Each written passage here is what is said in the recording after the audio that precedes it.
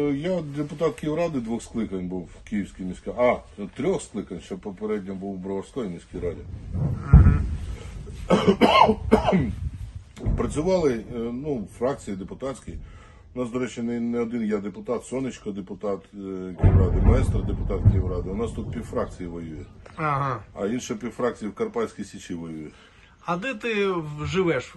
Ти з Києва, киянин? Так, да, я киянин, пишаюсь. Я виріс і живу в мажорному районі, славетна Троєщина, на вулиці Закревського, біля Макдональдса. Всі, хто...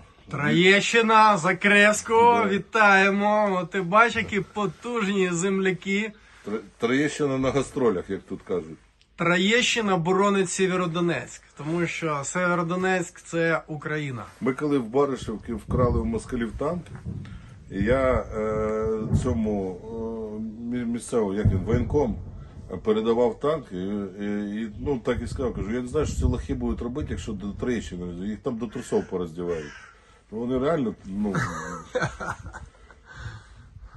Да. Це круто. Ну, як виборці з тобою воюють. Деякі виборці, я так зрозумів, з тобою воюють. Так, є з Троєщини пара хлопців, у мене взводний, позивний Тетріс. Я познайомлю зараз з ними. Як виборці? У нас же, дивись, я ж депутат з Троєщини особливий. В принципі, в мене немає такого поняття політика, вибори і так далі. На Троєщині депутат, якщо не трушний, то його зганблять, якщо його не знають. Тому там завжди треба тримати троєщинський рівень, в хорошому сенсі цього слова.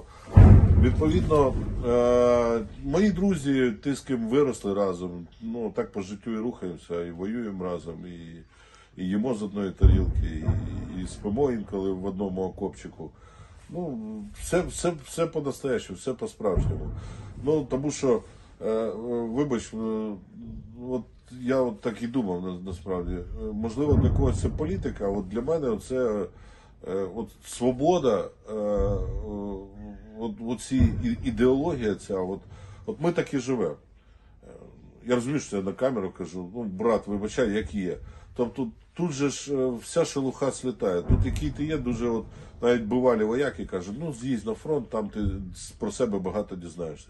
Тут не проходить якась мішура, піар, чи там, знову ж понти, вибачте це слово, вибачте, Ірина Дмитрівна Фаріон, що я вживаю таку лексику троєщинську трохи, але мені тут спишеться.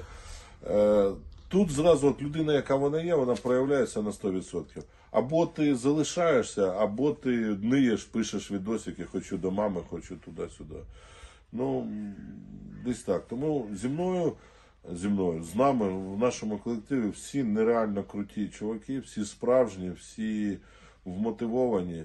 І у всіх є бажання пошвидше це все закінчити, бо я ж вже казав, що там актори у нас, політики, бізнесмени, шофера, ковалі, психологи і так далі і тому подібне.